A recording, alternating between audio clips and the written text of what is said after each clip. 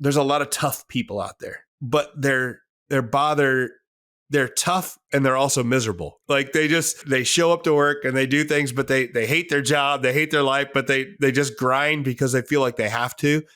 And that's what I don't want people to have. I want people to like face adversity in that spirited way.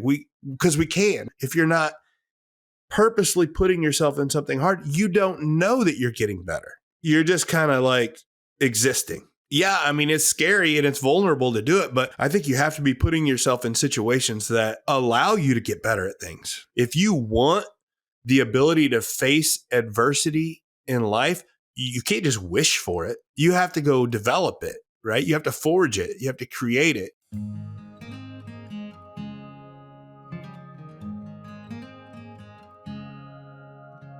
Hello and welcome to Along the Way Life's Journey. I'm your host, Carl Buccellato.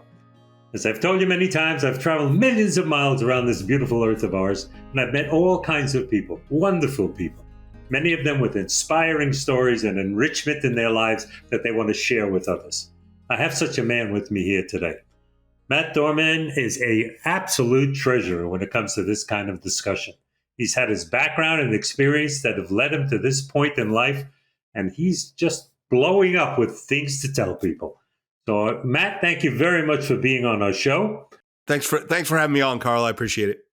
So tell us a little bit about Matt. Who is he? What's your background? And give us a little bit about what brought you to I know you had some devastating experiences that led you to a new awareness. So tell us about you. Yeah, it's a loaded question, Carl, to ask, tell me a little bit about you, because it's you know how that goes. It's like, how far do you want me to go back? And I think that's fair to go back to that moment. So my background is, I grew up typical. I mean, I'm Midwestern tough guy. Grew up on a farm. Played basketball in college, that type of thing. So pretty confident, pretty, like I say, I like a little bit of a tough guy type guy. I got into coaching. I was a basketball coach in high school for a while. I was an educator, administrator. And then what kind of turned, the turning point, what kind of turned everything was the middle of COVID, which was just by itself already an issue, right? It kind of factored, it affected everything, right? But I was trying to run a school in the middle of the COVID quarantine and all that, which was pretty stressful job trying to do it. You had a lot of decisions, a lot of people looking at you, trying to figure things out. And while the same thing we're doing this while this is always going on, I'll never forget. It was 2020. It was the first day our students came back in school. So I was really excited to be back. It was nervous because we didn't have the vaccine yet and everything was going. So we just didn't know how things were going to go, if you were going to make things worse. Right. But it was the first day back to school, and I got a call from my doctor, and a test that we'd done, an ultrasound, revealed that I had testicular cancer. So it was one of the most excited days I'd had in months, because I was back to school, ready to work, ready to do stuff because I love my job. And I got there 2 hours and got that call. And then your mind just changes. Everything, your mindset, everything. It's like anytime, you don't have to have had cancer. Everybody knows somebody who's had cancer to know you immediately go into survival mode. And you start worrying about that. So I had to start dealing with that. All the tests, all the stuff, all the surgery, dealing with that. And I was coming out of it okay.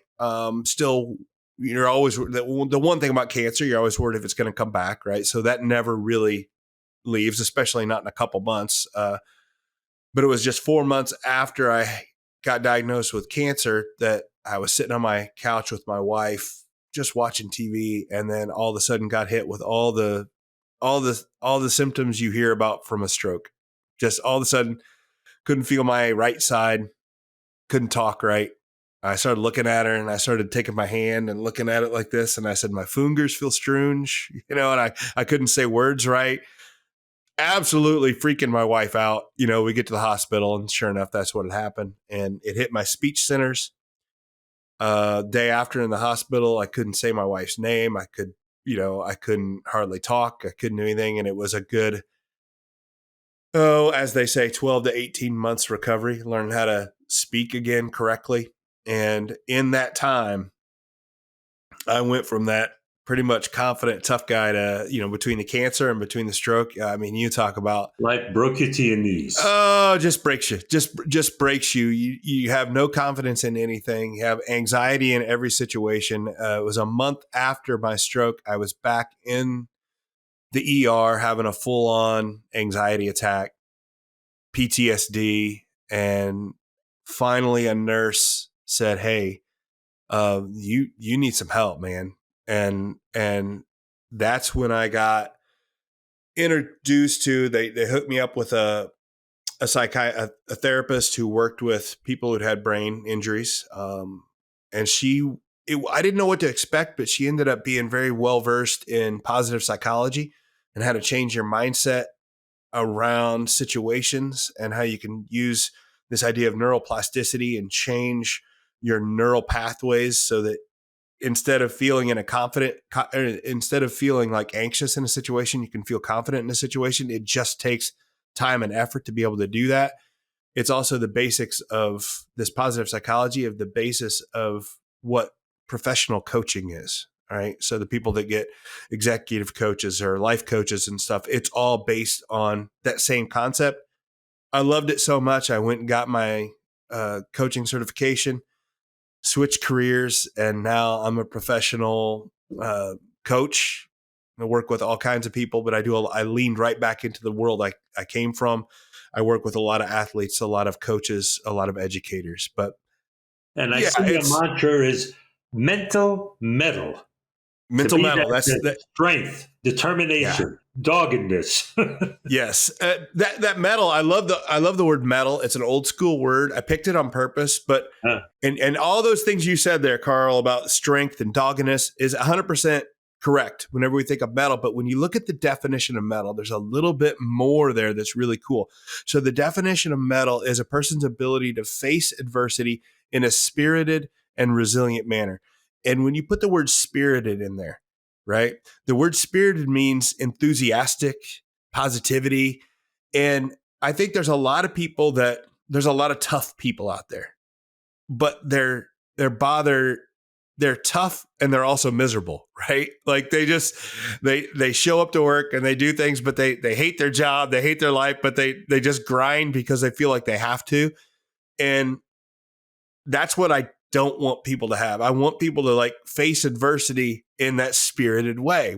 Because we can look at a tough situation and say, yeah, this is a tough situation, but I want to enjoy it. I want to enjoy overcoming this adversity and getting better at it versus just saying, oh, I'm surviving. Right. I want people to thrive, not just survive. And I know how cheesy that sounds sometimes, but I don't care. It's not easy at all. Yeah.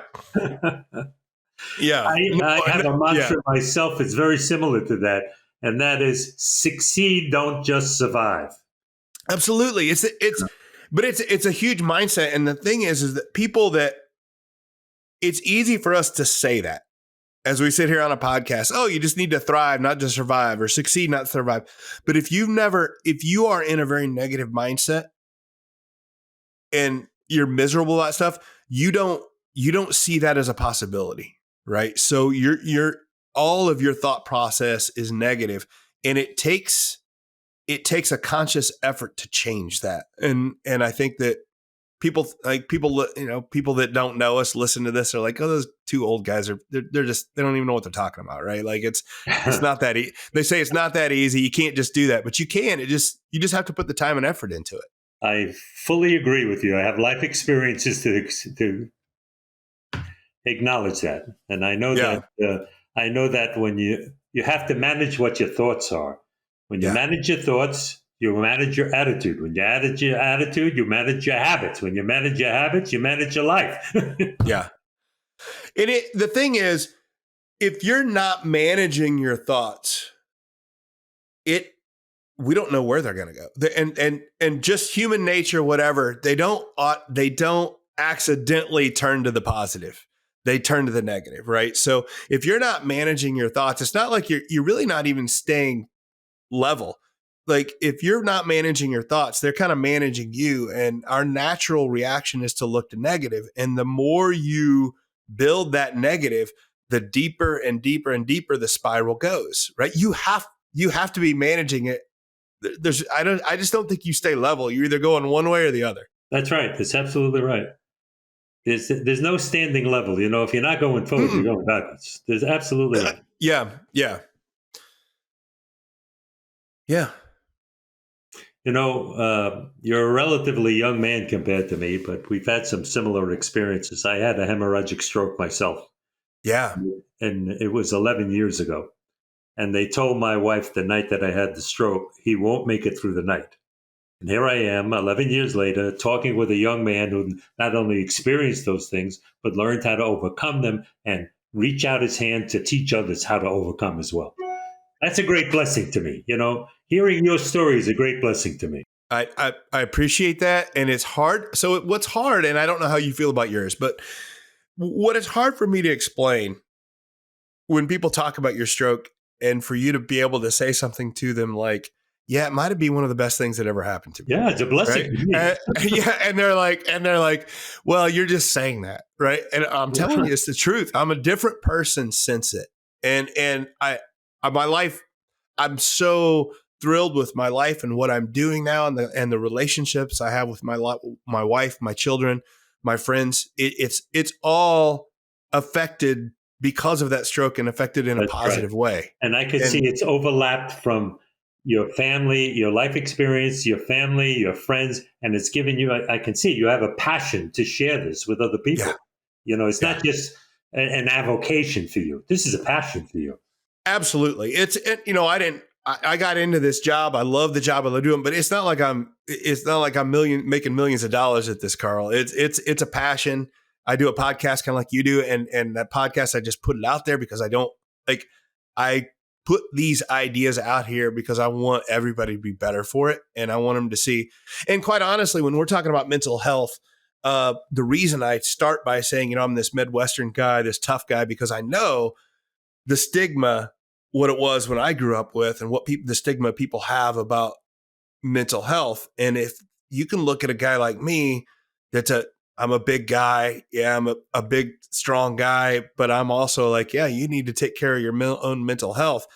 I feel like it's a platform that's coming from somebody like me, and maybe that's a little bit different of an angle, which I think can help. Yeah. I understand that. I do understand that. I'm an elderly man now. I'm definitely a senior citizen. I'm 82 years old, but I'm a big guy. And all my life, I'd walk into a room and people would call me sir because you have this imposing position on them, and they don't realize that inside, you're as much as sometimes a pussycat and a jelly bean as anybody else in the room. It's absolutely, and it's what your mindset is that moves you forward in life, that doesn't have you utilize that in those impressions that people have. It's very easy for people like you and I to take command of other people and bully them in the fashion, but that's not what our vision is, and that's not what our purpose is.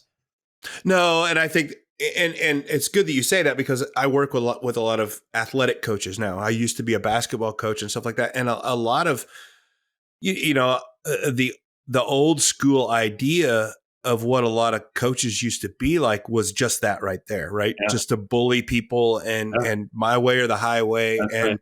Man, it's not driving to the ground. Yeah, absolutely. Yeah. You gotta beat them down if you want to build them up. And and I'm not about not doing hard things. I'm about doing very, very hard things, but you can do all of that positively. It doesn't have to be with a negative connotation.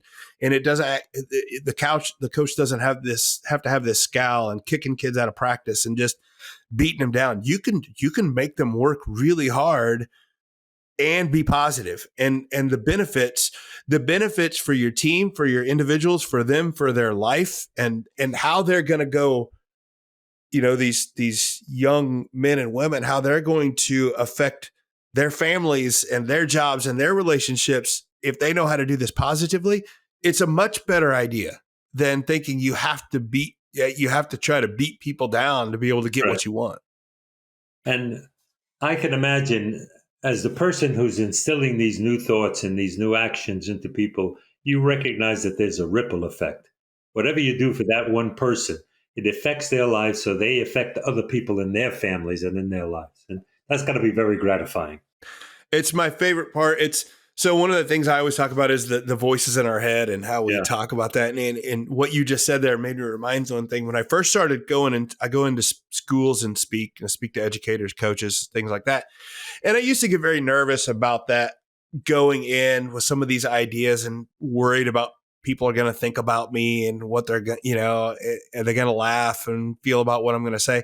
And I finally went in and said, I might be speaking to a group of 800 people here, and 799 of them might think this is all nonsense.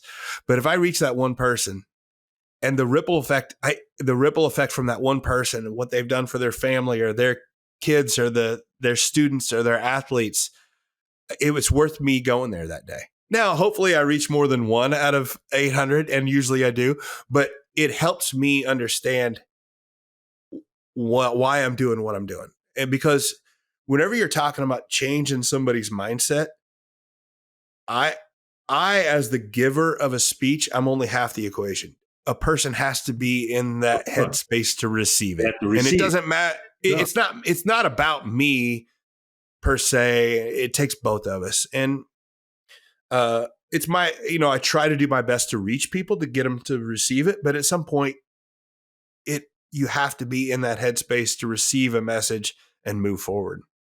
I have, as I said, lived a long life, and I've had a lot of experiences that were near-death experiences, often and over again, in many different conditions in life.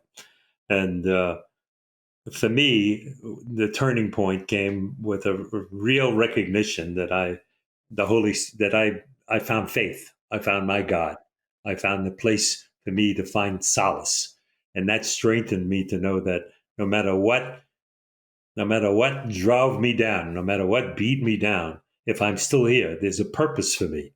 There's a reason for me. And my reason is to share and to give to other people. The reason I do this podcast is to have people like you come on and share your experiences. And that's the ripple effect. I wrote a book a couple of years ago. No, it was a memoir of my life, and it was pretty good. It got into its third printing, and it provided me the funds to produce these shows. And so I produced these shows, not for my sake, but for the listeners' sake, to hear people like you, to understand that there's always an opportunity. There's always a tomorrow, if you allow yourself to realize what your own value is. If you stop beating yourself up and recognize you have value, you've got something to give. That you have to show yourself grace and gratitude, and you have to be doing this. And I think that's one of when I talk about being people that think they're tough, I think one of the old school ideas is, oh, I'm my own harshest critic, right? And that's it's baloney, right? Like you have to, like you can push yourself and you can work really hard, but you have to also give yourself grace and gratitude, and actually, some recognition in your value and what worth you have to somebody. Because if you're just constantly negative on yourself, it's just like we talked about, it's that downward spiral. And I think that, yeah, it's a dangerous path to get down. When you're talking about, like, for me, coming back, it's to have your faith is definitely important. It was big for me coming out of this. It really makes you realize when you have a life experience like that, you realize there's things you can do for yourself, which, like you're talking about, but you need the Lord, you need God to be able to help you get through stuff. Right. So, and it's nice to have him in your back pocket, right? Like, hey, I have help for this. I think it's such just an important part. I agree. And, one of the things that was very valuable to me was to recognize my uniqueness. I mean, when you think that God created each one of us so different that we have our own fingerprints, Hmm. we have our own DNA, and we're unique to all the billions of people in this world. There's a reason for that because you have a purpose. You're individually valuable to the world. Yeah. And it's, so I don't know if you can see I got this thing back here behind me, and it's a picture, and it has the verse, part of the verse, Galatians 3:23, that says, whatever you do, do it for the world and not for humans, I'm sorry, whatever you do it for the Lord, And as that, if not as, yeah. I messed it up, but but that ties right into that, right? It's, we have different, we're all different. We have different gifts. We all have the God has put us on this planet to do different things. It's not everybody's got the same gifts, but whatever you do it with everything you have, that's right? right. Everything you have, right? Absolutely. There is nothing. 100%. Never cut it short. Right. No. Yeah. Yeah. So just like give it all you have. And that's a powerful thing, to be able to know you're getting up and you have a purpose, and you're working really hard towards it, because it's not all like, I know that we're sitting here talking, we're being super positive guys and doing this, but there's days, and my job's hard days. Oh, sure. I don't reach people like I want to. I'm not reaching as many people. I'm not getting out there. This podcast, this idea didn't go like it. It's not easy, right? But you have to have that idea no matter what. I know that I am confident this is what I'm supposed to be here doing, and I'm going to keep giving it with all I've got. Absolutely. Absolutely. I see so many young people today who will run around. They've been deceived into thinking they have no opportunities. They can't build businesses and succeed because they have everything. They've been conned into thinking that there's no place for them in this world. And it's so untrue. It is so untrue. Every individual has an opportunity to make their impact and their position in this world. We're not all going to be Bill Gates, but we're going to build something of our families. We're going to contribute something to our community and our society. And that's what we're here for. And to think that we can't do it, that's what a shame. Yeah, and there's a couple things in there. One, it's like the comparison gets us, right? And I think with today's social media and stuff, that's why I work with so many young athletes and stuff. It's like, I'm let's say a kid's a basketball player, and they want to do well and they want to do these things. Well, it doesn't take long looking on the internet to say, well, I'm never going to be as good as this guy or this girl, right? And that's probably true, but that doesn't mean you're not worth something at it. And you can't improve on this sport. You can't use this sport as a stepping stone to a career, to a life that you want to have. You can't, the great, Teddy Roosevelt, one of my favorite quotes is, comparison is the thief of joy. And that's like, we look at what others are doing and say, well, I'll never be that, so why bother? Well, that's, you got to be able to find the joy in what you're doing, and not worry about others. Because the other part of it is, some others people are born with different talents and abilities, but that's not controllable. When you talk about people worried about, what they are keeping us down. Yeah, there's problems in this country, this world, that keep people down, that make it hard. Absolutely there are, but you can't do anything about that. All you can do is focus on what you can do. That's right. And that's honestly, I find that's one of the biggest things that people do wrong. Where a lot of people's anxiety comes from is they're focusing on things they have no control over. Right. And I know that sounds simple, but yet we do it so much. And it's a simple question of saying, anybody, I ask that question of everybody, is when you have anxiety, stop and figure out what you're focusing it on. And it's almost always something you can't do anything about. Right. Because if you could do something about it, you would go do something about it, and you would feel less anxious. And it's a mindset, and it takes effort to change when that. you're focusing on things that you can't do anything about, you're wasting the time and opportunity that you would have to address something you can do something about. So stop focusing on what's out of your control.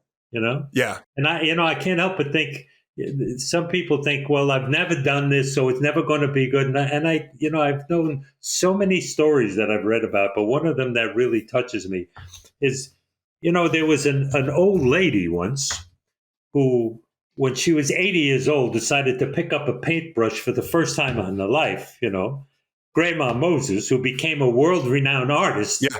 but Hmm. it didn't happen until she picked up that brush at 80 years old. Yeah. Yeah. It's that, I mean, and the thing is you're not always, we'd look at a story like that because she became a world renowned artist, but you don't have, like, even if she had not become a world renowned artist, Right. who cares? Right. Like, it's like she picked up a paintbrush because she wanted to do it, and she probably progressed at it and got better. She didn't have to become famous with it. I think you should always be doing something hard and new and difficult. So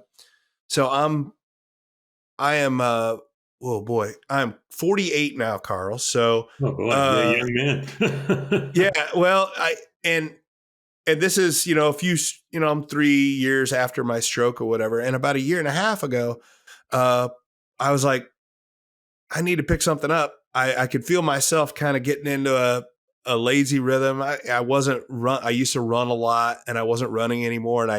And I wasn't, my job used to be very challenging, being an administrator. And I was like, I need to do something hard. So at 47, I went to my first ever Brazilian jiu-jitsu class and started that. And you would talk, I mean, that's really hard, right? Especially at that age, to being very vulnerable, not very good at it.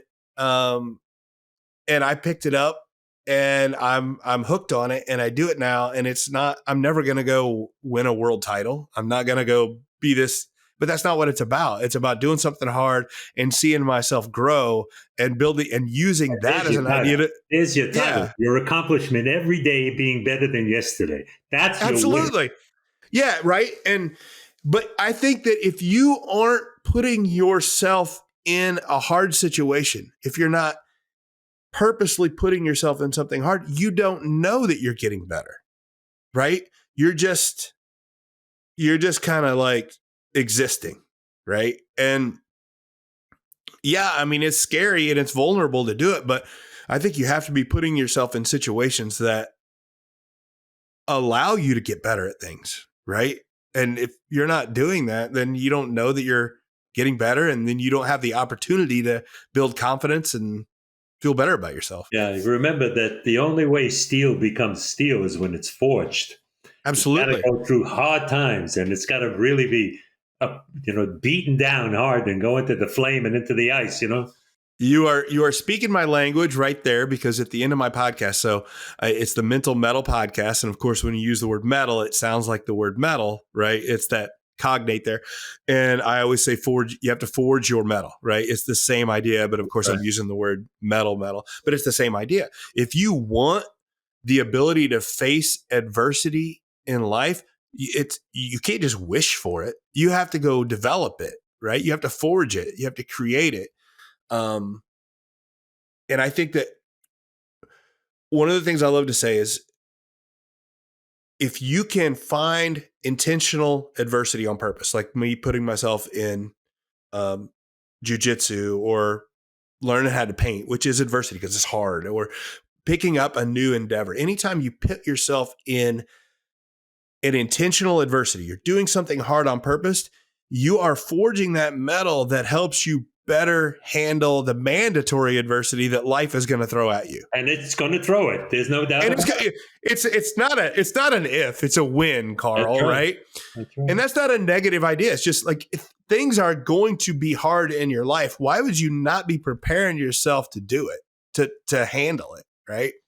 And that's kind of how I try to live now. And it helps me, like, the things I put myself through on purpose help me every day get over the hard things that life throws at you. So tell us a little bit about your practice. And ladies and gentlemen, All of Matt's contacts will be in the show notes. They'll all be clickable. You'll know where his websites are, where his podcasts are, how to reach him. I'm sure you're going to want to ask him questions. I'm sure you're going to want to find out how could I benefit from this great wealth and this wonderful strength, so that you'll be able to contact him. So Matt, tell us how you work your programs and your practices. Anything that's coming up soon that you'd like to invite people to look in on. The floor is yours.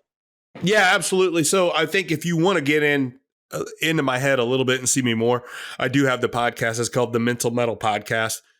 It is mostly geared towards athletics, coaches, players, parents, things like that. So that's a good way to just hey, jump in and check out the stuff I do. It comes out every Monday. It's got some good stuff.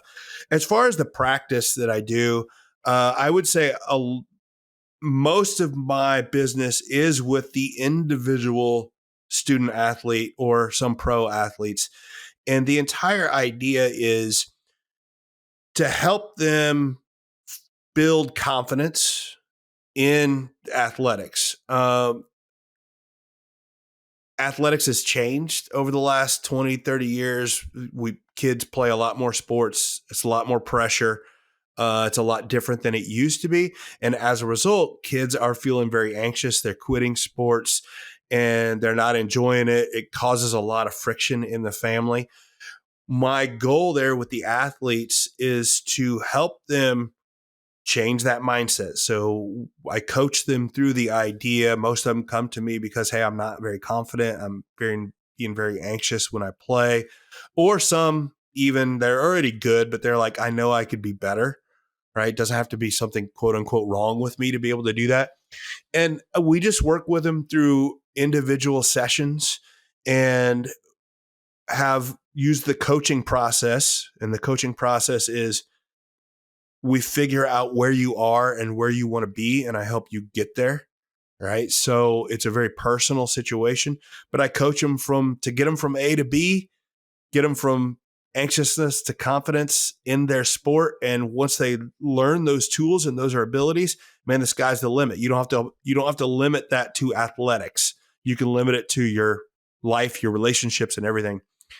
That's one part of my practice. The other part I would say is I travel and speak to schools as a professional development for educators and for coaches, where I come in with my experience in athletics, in education, in coaching. I can kind of speak their language on how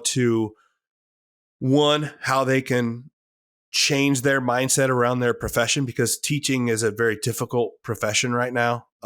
It's very hard, and people are a lot of teachers are leaving the profession. So I help them change their mindset around it so they can enjoy their job again. Most people got into teaching because they like teaching, and then they get beat down a little bit. Well, we can change their mindset. And then the coaches, I go in and teach them some of these ideas that I teach with athletes, only I give it to the coaches so we get that ripple effect that you talked about. So if I can get a coach to learn some of these tools and use it with their athletes, then it's helping their entire team. So I think that's two of the main things that I do is I work with the individual athletes, and then I also go into schools and do professional development. So if you're listening to this and you're like, hey, I've got an athlete that needs a little help, I can make a lot of difference there. And if you're an educator or a coach and you're like, hey, I want some of this positivity in my professional development, talk to your administrators, get a hold of me. And I love to travel and go speak to schools. So that's the main idea of what I do, Carl. Well, it sounds wonderful, Matt. And I'm Yeah. happy to hear that in addition to Zoom calls, you also still travel, because a lot of these things seem to have been reduced to Zoom calls. But when you get Yeah. one-on-one with people, mano to mano, you have a tendency to draw things out of them better than when they're far away in the camera. Absolutely. It just fits for different situations. When I'm working with schools, what I love to do is go in and meet with them once and have a big meet the entire group. And then we come home, and then we can do one-on-one or small group sessions on Zoom. Once we've met each other a little bit, it helps a lot. Okay. Before we close, come home means family. Yes? Yeah. Tell us. Don't let all those women out there say, is he available? Tell us. No. My wife is phenomenal. We've got 2 great kids. My wife has been a big part of my recovery and everything. She's just awesome. Like I said, it was just absolutely devastating. The day after my stroke, the doctor was doing these little tests, like to check these baseline to say where my function, like I could think, but I couldn't say it. And one of the questions he asked me my kids' names, and he asked me my wife's name, and I couldn't tell you. Like I was answering everything with the word 100 for whatever reason, but it's a very powerful moment in my life to have that taken away, my ability to speak, and not because my wife and my family mean so much to me. So they're just fantastic. And they're a big part of, they love what I do now, and they're so supportive of it. And it's fantastic too. And it helps them, right? Like my own kids and my own wife listen to my podcast, and they pick up stuff, and they're like, oh, this is really good. And we start implementing things into our lives. So it's really good stuff. That's wonderful. Yeah. Well, God bless you, man. We're close to our closing time now. I wanted to give you those few minutes to chat about your family and what your activities are. So, ladies and gentlemen, I hope this show was beneficial to you. If you have a young man, or you yourself, or a young woman that are involved in sports, and you have any doubts about what your abilities are, not only your physical abilities, but what your ability mentally to put yourself into those positions and make things happen, give Matt a call. That's what he's there for. That's what he's there. That's what his passion is about, to help you in your own particular needs when you need it, in a way that he can guide you to.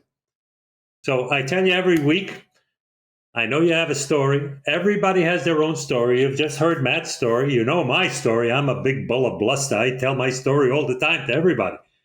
Write it down. Share it with the people you love. Send it to the newspaper. Send it to the televisions, because when you're gone, it's all gone, and all that wisdom has been wasted. Share it with others. The world needs it. And I will tell you what I tell you every week. What do I know? I'm this big guy, blustery guy from Brooklyn. I know one thing to be true.